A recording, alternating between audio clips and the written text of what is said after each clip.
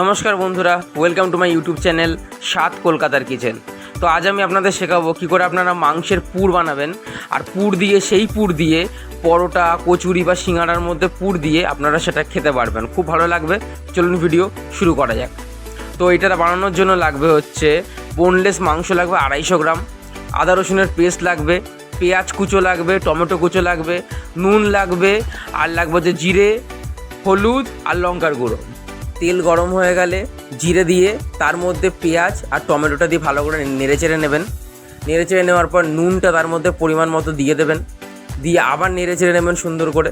নেড়েচেড়ে নেওয়ার পর এর মধ্যে 1 চামচ আদা রসুনের পেস্ট, 1 চামচ হলুদ গুঁড়ো, 1 চামচ জিরের গুঁড়ো আর 1 চামচ লঙ্কার গুঁড়ো দিয়ে এটাকেও সুন্দর করে নেড়েচেড়ে নেবেন। হ্যাঁ, চিনি আপনারা দিতেও পারেন, নাও দিতে পারেন। ওটা এবারে সুন্দর করে আপনাকে এটাকে নেড়েচেড়ে নিতে হবে, মিশ্রণটাকে নেড়েচেড়ে নিয়ে মাংসগুলোকে এর মধ্যে দিয়ে দিতে হবে।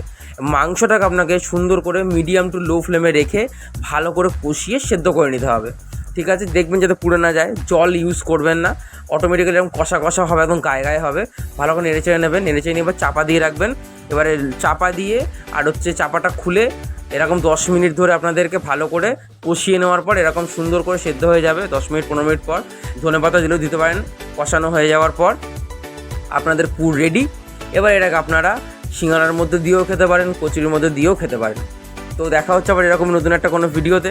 তো ততদিন সব ভালো থাকবেন, সুস্থ থাকবেন।